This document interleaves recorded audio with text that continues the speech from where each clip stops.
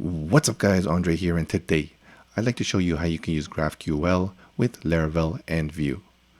I feel like there isn't too much information out there when it comes to using GraphQL with Laravel and Vue. So I figured I'd make a few videos about it and share my findings along the way. So if you're not familiar with GraphQL, it is an open source data query and manipulation language for APIs. It's been growing in popularity over the last few years and is said to be the replacement for REST APIs. I personally think it's great and addresses the issues with REST APIs. So in this first video, we'll take a look at some examples of GraphQL just so you can get more familiar with it and see its advantages over REST. We'll take a look at some of the packages we'll be using for Laravel and in Vue. So for Laravel, we'll be making use of this Lighthouse PHP package, and for Vue, we'll be using Vue Apollo. So this is the part where I usually show you the finished product so you can see what we'll be building in the next few videos. But I'm not done it yet, as I'm just sharing my process along the way. I am done the design part, so I'll show you that and just talk you through what it's supposed to do. So a very simple app, as we're just trying to learn GraphQL. It's a book recommendation site built with GraphQL and all these technologies we just talked about. So basically you can just perform CRUD operations on books. And we have one basic relationship where a category has many books and a book belongs to one category. And we'll also have an option to add a book, update a book, and delete a book. So we'll click on this. It should go to this other screen. And here we can view the link for it if you want to purchase it, edit, and delete. So there's no concept of users in this app, because that kind of just adds complexity. Obviously you need users for most web apps, but I just wanted to get you to understand the basics of GraphQL, so we'll be leaving users out of this demo. So yeah, I just want to give props to where I got this idea from. So if you go to ihbooks.com, I saw this on Product Hunt a few weeks ago, and it is basically where I got the idea from. Even the design I basically just ripped. And even the book covers, but I figured it'd be a good app to build so we can learn how to use GraphQL. So yeah, props to the person who built this site. It's also a great site with many books I've actually read, so check it out if you're interested in some book recommendations. Okay, so I want to start with a quick overview of some of the problems that GraphQL solves over REST. And for that, I'm going to be looking at the GitHub API, because GitHub has a traditional REST API and it also has a GraphQL API. So if you go to this URL, you'll have access to the GraphQL API. If you click on Explorer and you do sign in with GitHub. And here's where we can play around with GraphQL. And I also have my REST client open, and we'll play around with the REST API here. Okay, so here's one of the endpoints for the GitHub REST API, and it's just information about myself. So if you go here, here's some information about myself.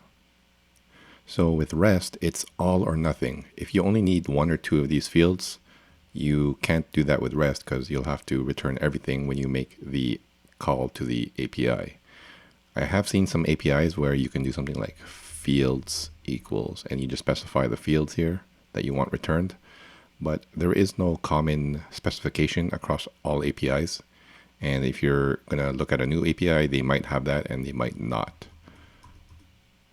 So with GraphQL, you can specify exactly what you want returned. So let me just erase these comments. And right here, I'm just going to erase these.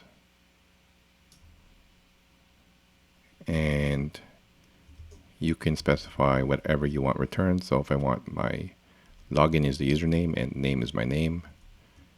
And there you go. We get exactly what we want and none of the extra stuff we don't need. So this is a GraphQL query, which we'll be doing all of our work on GraphQL in. And if you notice, the query structure is the same as the result that comes back, except the result has actual data. And I think that's a more intuitive way than hitting multiple endpoints and requesting data that way. So that's another thing with GraphQL. There's only one endpoint. Usually it's a post request to /GraphQL, but you can change that if you like. But in general, that's the endpoint. With REST, there's multiple endpoints, and sometimes there can be confusion over which endpoint it should be when you're making a new API, what's RESTful, what's not RESTful. With GraphQL, there's no arguments because it's just one endpoint and this expressive query language here. Okay, so another problem with REST is sometimes the information you need is not in this endpoint, but another endpoint. So say, for example, I was making an app that had to get the GitHub info. So I'd hit this endpoint because I need information about myself, but then I want to show my followers. And there is an endpoint here for followers. So right here, if I hit this, you'll see my followers here. So that means we have to make 2 AJAX requests, which is not exactly ideal. I mean, it's not the end of the world, but you can see that that can start to add up if you need information across different endpoints. In GraphQL, since we have access to this expressive query language, we can just specify that we want to show followers in this one request.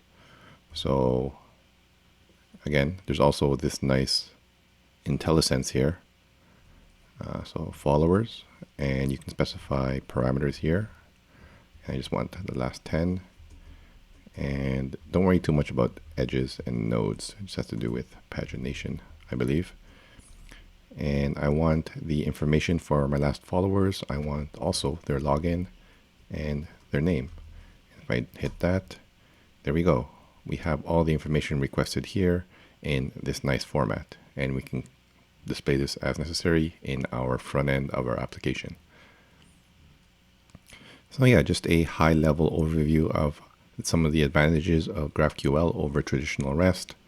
And now we can take a look at some of the specific implementations, and we'll start with Laravel. Okay, so like I said earlier, we'll be making use of this Lighthouse package, which is a GraphQL server for Laravel. It's an excellent package, which has excellent documentation and works really nicely.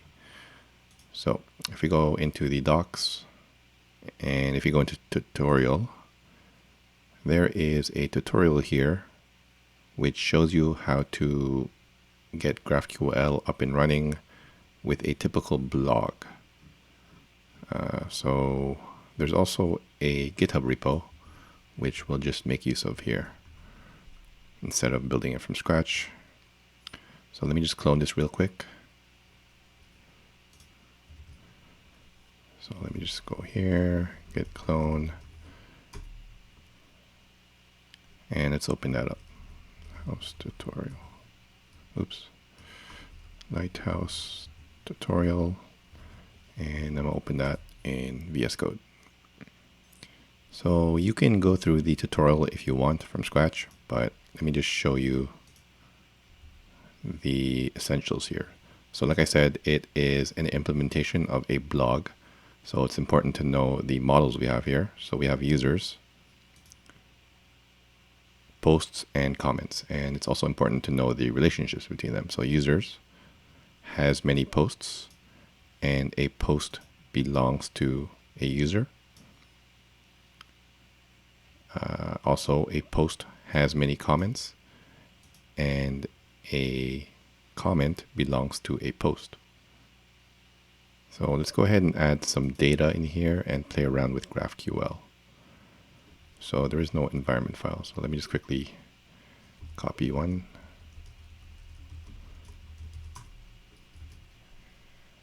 And let me just change my database. So I think I have one called Lighthouse tutorial set up already. And root. And I think there's factories set up here. Yeah, so there's factories for each of the models here. And in post factory, so yeah, when I did this, this should actually be a sentence, not a title. And is there seeders here? No, there's no seeders. So let's just see if we can migrate first. Oh, sorry, I have to composer install. All right, let's PHP artisan migrate.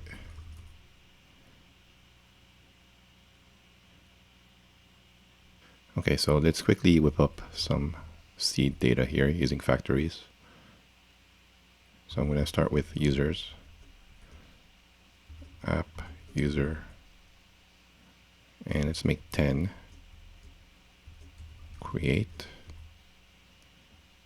and let's make, say, 20 posts, and let's make 20 comments. Oops. So I just made another 20 users. I meant to make more posts. Sorry, post. And let's make 20 comments.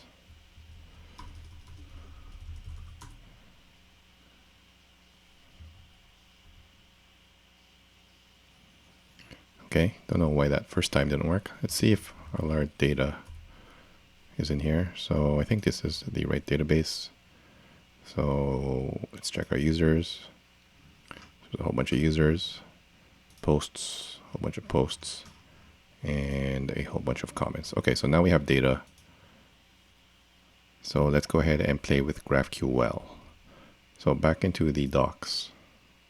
So if you go to installation, if you want that graphical tool that I was showing you when I was playing with the GitHub API, you have to install this package. And you don't have to, but if you want that tool in the browser, then you have to install it. There are also desktop applications, which I prefer, but let me just show you this one first, and then I'll show you the desktop versions that I prefer. So let's install that. And if we go into Chrome, let's see if that works. So it's lighthouse tutorial.test. And I believe it's /GraphQL, or it could be GraphQL Playground. Let's see. Okay, so it's GraphQL-Playground to access the tool. So there you go. Just make that bigger. So now we can play around with GraphQL, and you can see that there's already errors here because I don't think there is a query specified for user. So yeah, let's take a look at the schema here, which is where you're going to be spending most of your time. So it's under, I think it's under routes, GraphQL schema.graphql. So in here, you have to specify all your types, also the relationships. So this is exactly like it's specified in the database, the user, and all the types. The exclamation mark means it's required. And here is the relationship. So a user has many posts, and it's using a directive here, which this package makes a lot of use of directives. So same for the post. We specify the relationship the other way, or not the other way. The relationship, oh, here's the other way between users and posts, but here's the relationship between posts and comments, and the same here. And here is where the queries live. So if you want to make a new query, we have to define it in here. Again, there's heavy use of directives, which you should learn. It looks weird at first, but it's actually really powerful and allows you to write less code. But if you don't like directives, then you can just use custom resolvers and just query eloquent the old-fashioned way, which I will show you as well. So yeah, back into here. So this is a red squiggly because there is no query for user. There's only posts and post.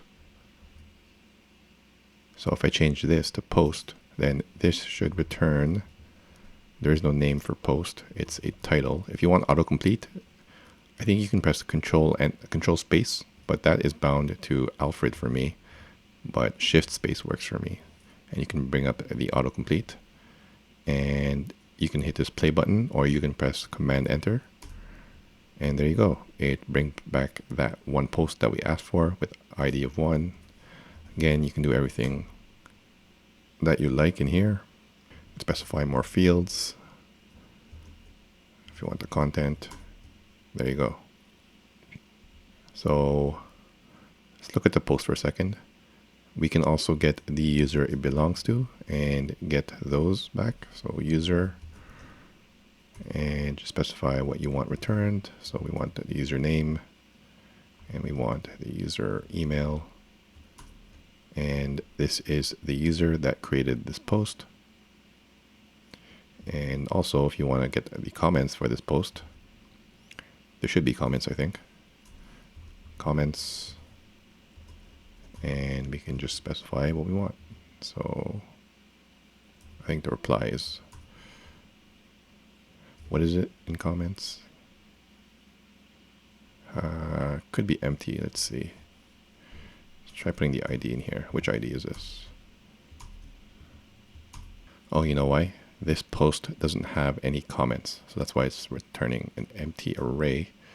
So let's, I think, maybe post of 20 maybe.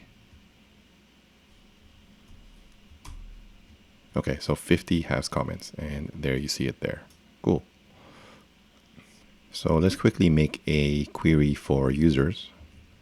And let's just take what we already have here, and let's just change it for users.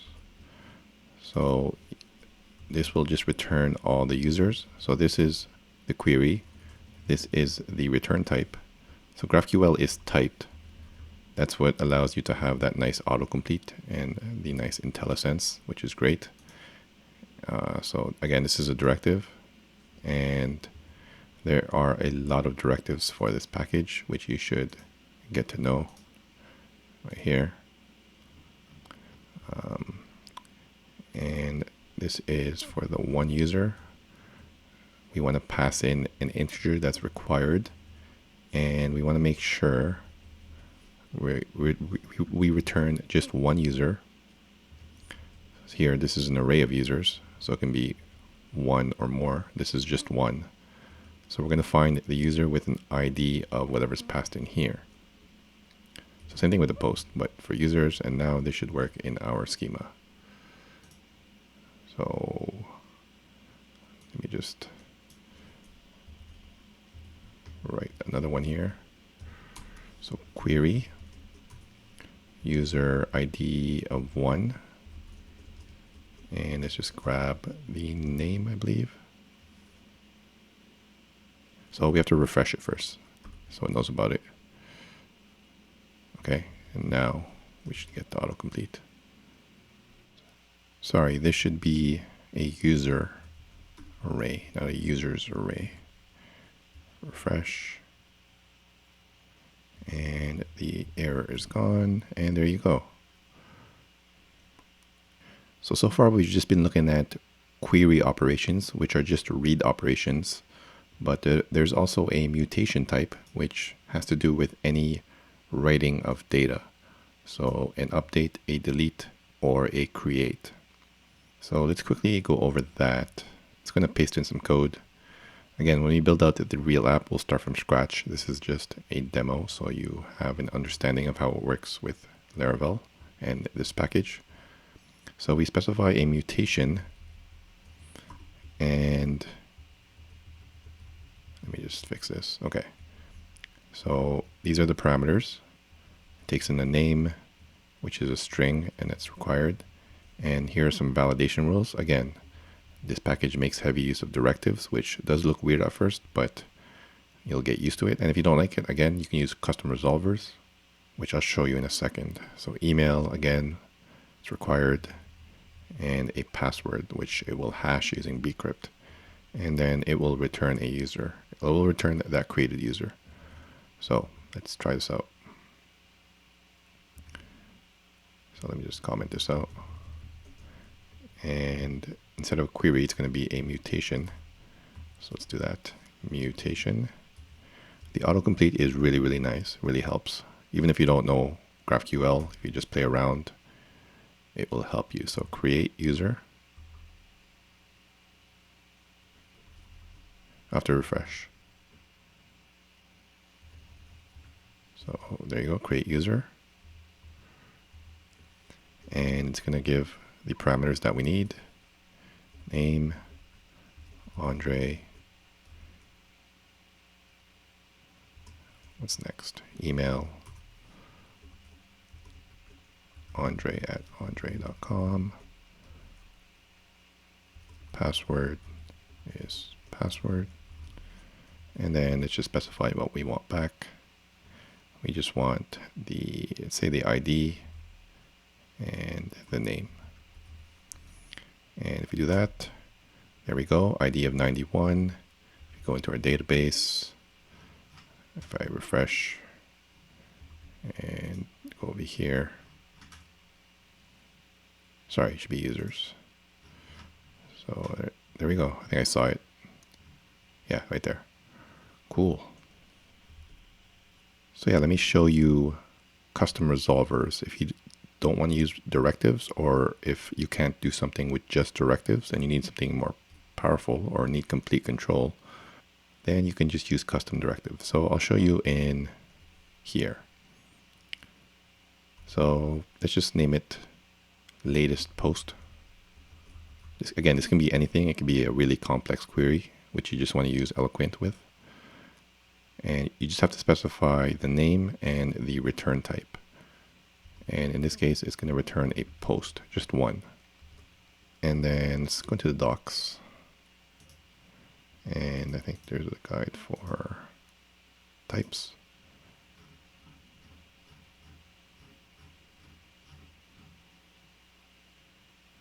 No, it's not types, fields, I think. There we go, custom resolvers. So here's the example I'm about to do. But you can just make use of this artisan command.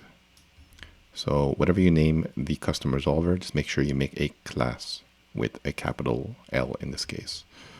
So I'm just going to paste that in, PHP artisan Lighthouse. It's a query. You can do custom resolvers for mutations as well.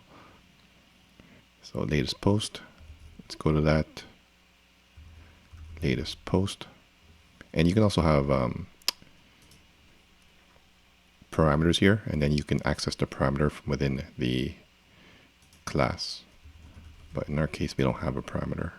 So in here, if we did have a parameter, we'll just specify it like this. So we can just get it args, and then if the name of the parameter was that, you can just do that. But we don't have one, so. And in here, you can do whatever you like. And you just have to make sure that you return whatever you said you would return here. So in our case, we have to return a post. So just one post. So I'm just going to do return post all, and this is called last. Again, you can do complex query or whatever you like in here. Just make sure you return the right thing. And that's it. So if we go back in here, let me just comment this out. And let me just refresh it actually. And let's take this out. And I think I named it latest post. Yeah, so just latest post. So that should return the post, and just grab the title. Up, post not found. Make sure to import it. So just import it here. Okay, let's try again. There you go. There's the latest post, but now we're using a custom resolver if you need that extra power. So yeah, that's the gist of it. You'll be doing most of your work in this schema GraphQL. You can also split this up if you like into multiple files if this starts to get bigger. And yeah, so that's basically it for Laravel. Oh yeah, so I personally like to have this tool as a desktop app, and there are desktop apps for both GraphiQL and GraphQL Playground. So this one's GraphQL Playground, and the other one that we used when we were doing the GitHub API is called GraphiQL. So just search for them, GraphiQL desktop, and you can download them. I believe they're Electron apps, and GraphQL Playground desktop. You can search for them. I have both of them installed already. So let me just show you quickly. So let me show you GraphiQL first. So just paste this URL in, and you can do the same thing. So let me just grab this, paste that in, and let's try it. And it works, cool. The other one's called GraphQL Playground. And let me just grab the URL again. It's the URL. And for some reason it knows, I guess it took the information from here. And there you go, it works. I personally like this. This is more like your text editor, so you can do things like Command D, you can move it up and down, you can have multiple cursors. So I prefer this over graphical, but you can use whatever you like. I prefer it, again, as a desktop app, because, you know, we tend to have a million things running in our tabs. So just organization purposes, I like to use the desktop app. Okay, so let's take a look at how to use GraphQL on the front end. So up to now, we've just been playing around on the back end and using these tools to interact with GraphQL. So how do we consume it from the front end? We need to use a GraphQL client, and in this case, we're going to use Vue Apollo, which is very nice and easy to use. So let's go ahead and get started, and let's install it. So I already have a Vue CLI 3 application scaffolded out, and I literally did not do anything to it. I just did Vue create, and that's it. And it's running right here. So the installation is very straightforward if you're using Vue CLI 3. You can also do it the manual way, but this way is much quicker and easier. So I'm just going to do Vue add Apollo. Oops, let me go into it first. And Vue add Apollo. So it's asking if you want example code. I'm going to say no. We don't need a server because we already have one. Okay, so there are the files that have changed and it's installed. So let's go ahead and go into, actually no, this is Laravel. Let's go into our Vue app. And I'm just going to play around here in Hello World. So let me just close this stuff. So what I want is, I want to make a data property down here. And I want this populated with stuff from the backend. So return, say users. Let's make it an empty array. And let's also make one for just user. Let's make that null. Okay. So how do we get the information from our backend GraphQL into here? So obviously we'd make use of these queries. So let me just bring one up. So let's just get something very basic, users, and let's grab their name and their email. And not sure why this isn't working. Let me refresh. Okay, there we go. So we just want this information in our front end. So if we go into the docs for queries, so obviously we'd have to make use of this query somehow. So the way to do that is to import this GraphQL GQL thing. So let me import that up here. And we have this new Apollo property. And so let's put that right underneath here. And here is where you would specify. So we want to populate users with this query. So we'd use GQL and then we use template strings to put the query in there. So in our case, we just want this. So you can put query, but you don't have to. So I'm going to leave it out for now, just so it's a bit shorter. Users. So it's basically this. basically that this query right here. So we just want name and email. Name and email. And yeah, let's give that a try. What is this complaining about? I'm sorry, this should be a method. Okay, so let's see if this works. So this should populate when the component loads. So let's see if that works. I'm gonna open this. See if we have any errors first. And check Vue Dev Tools. Let's go into our Hello World app. And let's check our users. It's undefined, so it's not working. So yeah, obviously it's not working because we didn't specify the endpoint. So if you go into this file, Vue Apollo.js, within the source directory, we can specify the endpoint here. So it's trying to hit this endpoint. Obviously that's not the correct endpoint.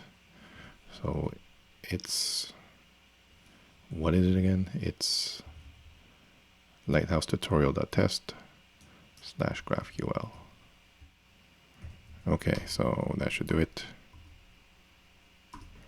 Save that, and let's see if this works. So there it is loading.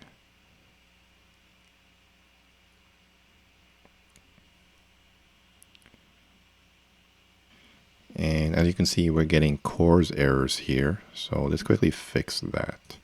So we have to install Laravel CORS on the backend and specify a middleware for the Lighthouse package.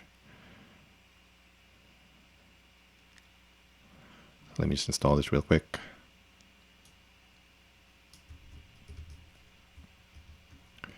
In the backend.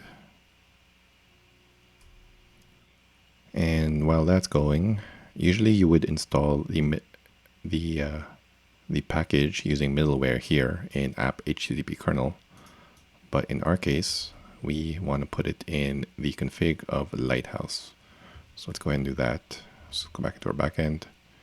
And I believe it's in config Lighthouse. There it is. And I think there's a section for middleware here. Yeah, so it goes right here under this route config. Sorry. Let me just uncomment this. And then we can add that package right here. Cool. And now this should be done, obviously. Okay. And this should work now on the front end.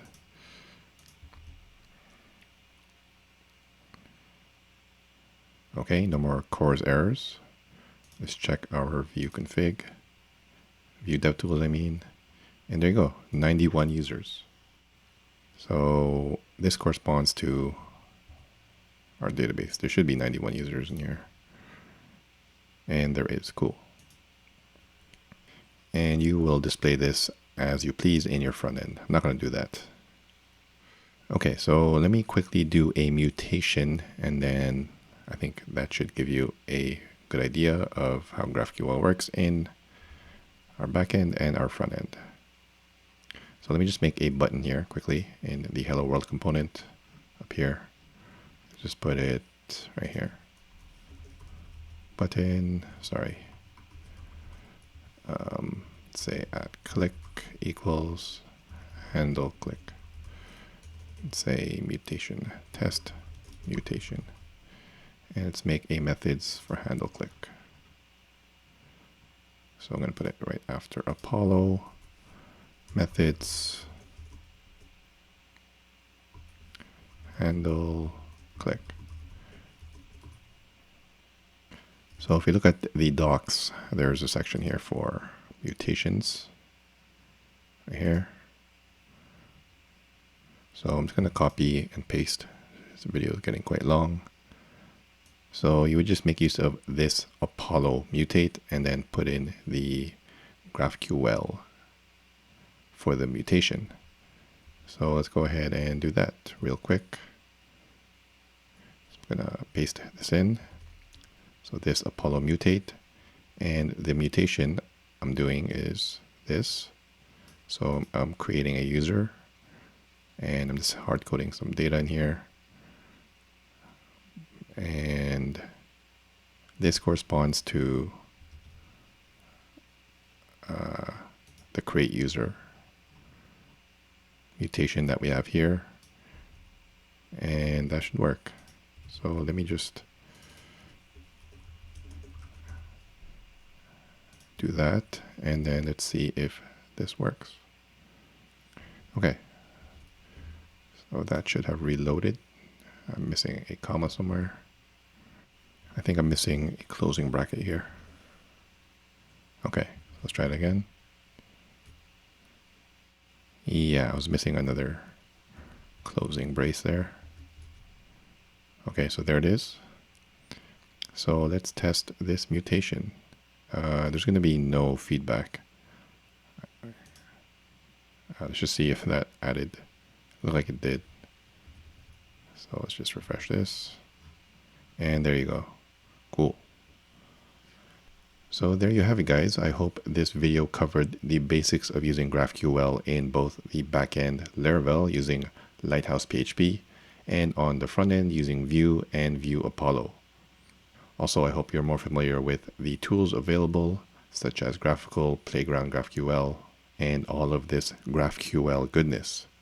As I said earlier, in the next few videos, we'll actually build out an app from scratch so we can see a full and practical example of GraphQL in action. Please like, comment, and subscribe if you haven't already done so. Thanks for watching, guys. See you in the next one.